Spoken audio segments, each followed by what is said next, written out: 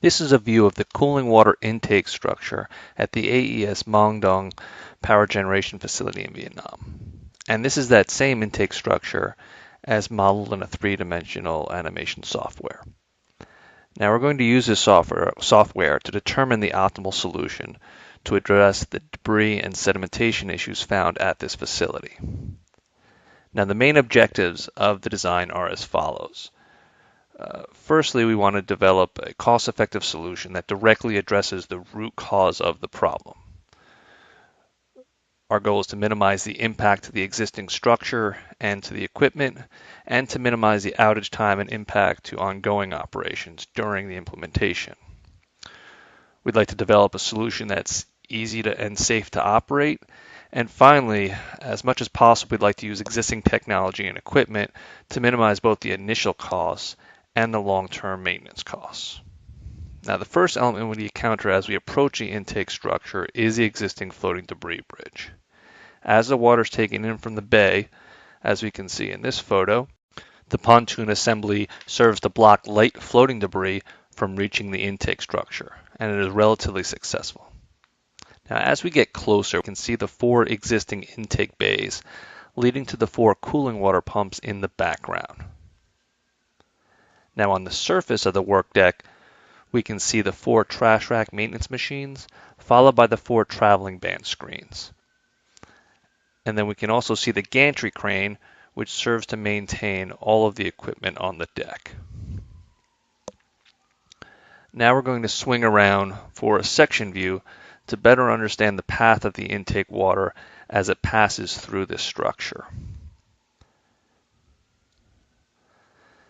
Now within each bay, the water first passes through a vertical concrete debris wall, which is designed to stop any of the floating debris surface that is not contained by the pontoon bridge. This can be trees, vegetation, trash, anything that floats on the surface that is not contained by the bridge is stopped by this concrete wall. The water passes below the wall and then through the intake grate or trash rack. This is then followed by the traveling band screen, and eventually the water is pulled up through the draft tubes, which are indicated in light blue.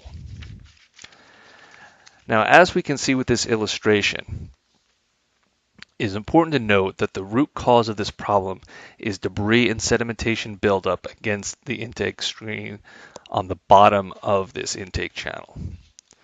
So it's not the debris floating at the top, but what's accumulating below the surface, and this is an important point. Now, as this material accumulates, the trash racks become blocked, and eventually the flow rate into the cooling water system is reduced, which correspondingly reduces the power generation of the facility.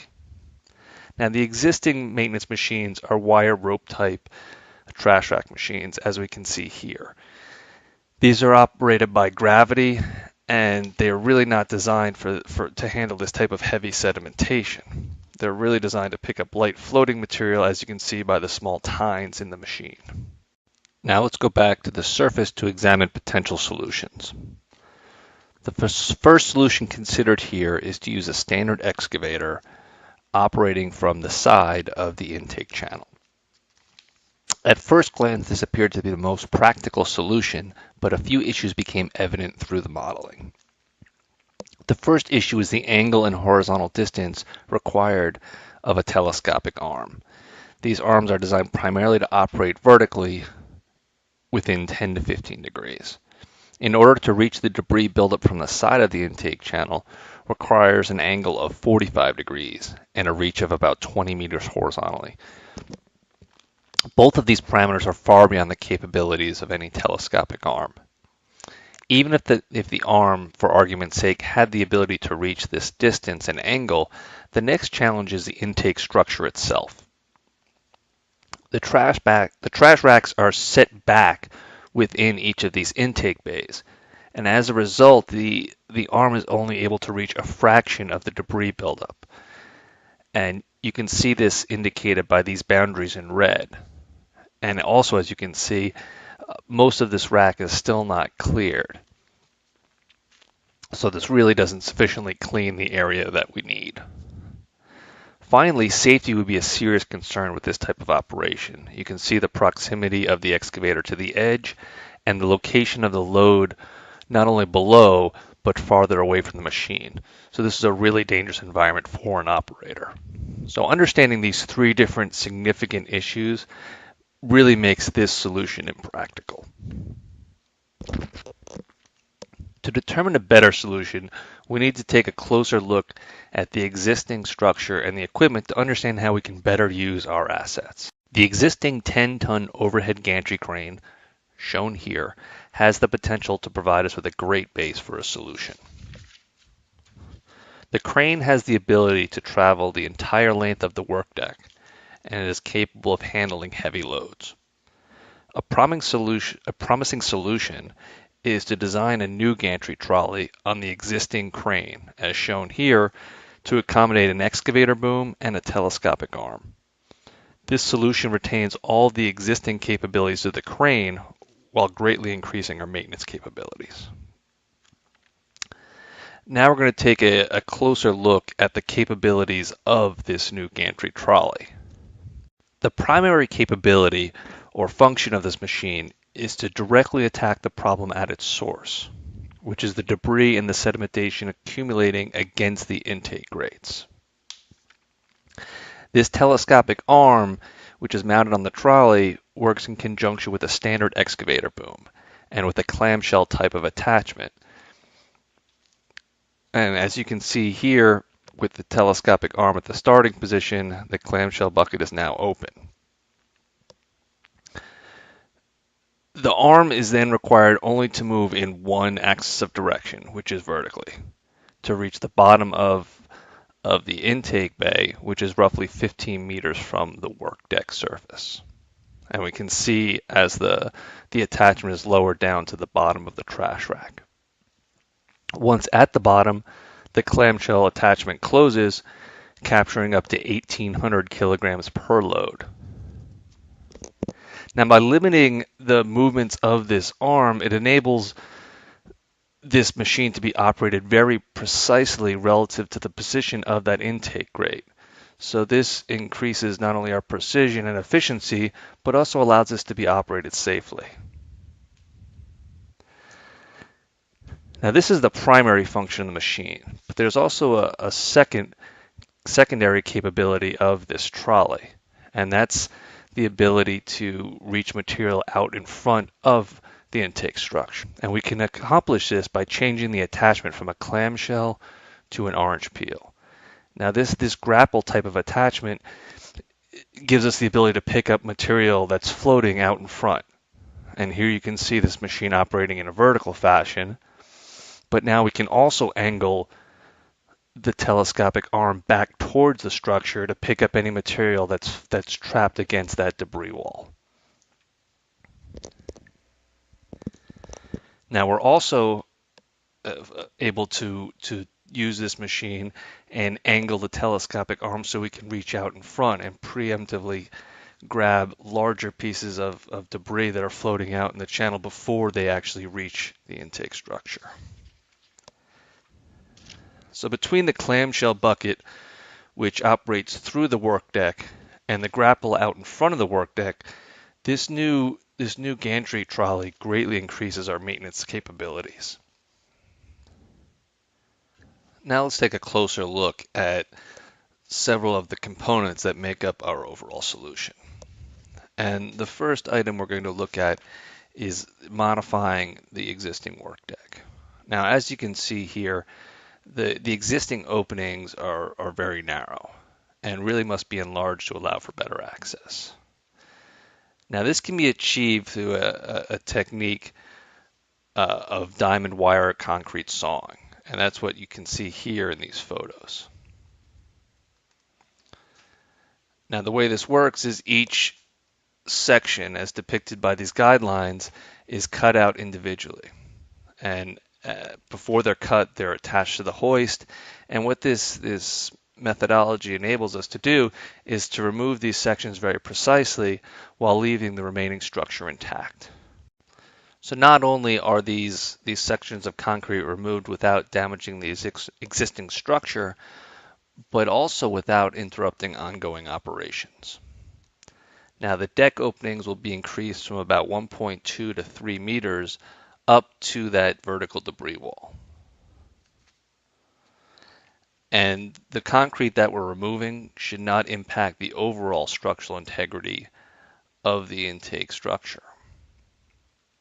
Now, as you can see from this top view, the increase in these openings and the size of these openings will accommodate the clamshell attachment and as well as any of the debris that we pick up. So it really gives us a lot more room to work. Now let's move on to the next part of our solution, which is that gantry trolley. Now the new trolley will use the same rails and the same crane base as the existing trolley. So once we remove the existing trolley here, which holds the hoist, we're going to replace it with this chassis.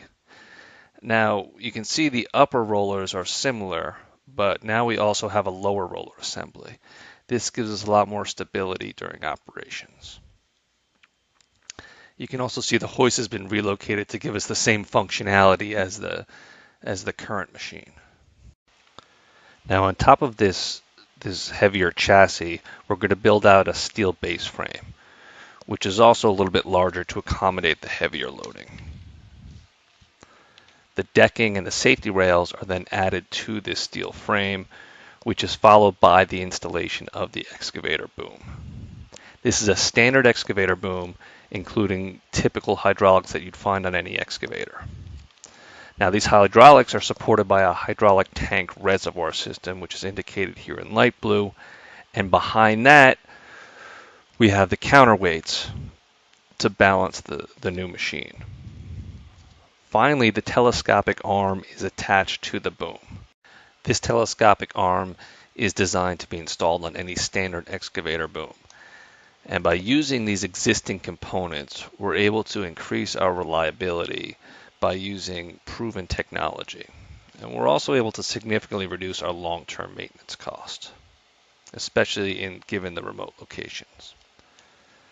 Now we're going to look at the challenge of what we do with the material once we bring it up to the surface. One option is to move the entire gantry crane to a waiting bin for each load, as we see here. But as you can imagine, traveling back and forth like this will slow down our operations, and it will also increase the wear on the crane. A better solution is to avoid moving the gantry crane during the maintenance operations, and instead to use a debris hauling car. Now to implement this, the first step is to move the stop block storage location back a few meters. This will give us enough room to lay down a new set of rails, as we can see here, on top of which our new debris hauling car will sit. And the concept is for the car to remain in place until it's full, and then it will move to an unloading area when it's required. The crane will remain in operation, and it will remain stationary as the car is being loaded. This option will increase the productivity of the overall maintenance, and it'll also decrease the wear on the crane, and finally it'll increase the safety of this maintenance task.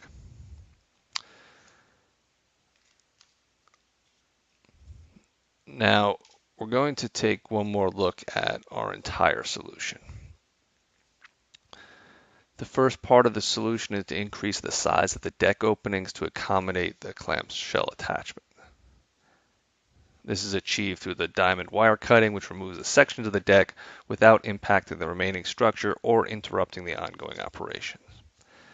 The next part of the solution is the design and installation of a new gantry trolley to replace the existing hoist trolley. First, we have a heavier chassis frame with a lower guide roller assembly for stability, followed by the frame, the decking, the boom, and finally the telescopic arm. All of these are based on standard excavator components, and this telescopic arm is designed specifically to operate in brackish marine environments. The final part of the solution is the debris car mounted on rails. The primary function of this machine is to operate vertically through the work deck to access the bottom part of the channel right against the intake grates. The secondary function is to grab the floating material out in front of the intake channel to grab any debris that's trapped against the debris wall. And this is done through the grapple type of attachment. So in conclusion, we've developed a design that meets all of the established design criteria. We have a cost-effective solution that directly addresses the root cause of the problem. We're able to minimize the impact of the existing structure and equipment. We're able to minimize outages and the impact to operations during implementation. We have a solution that's easy and safe to operate. And finally, we're able to use existing technology and equipment to minimize both initial costs and long-term maintenance costs. So thank you for your time.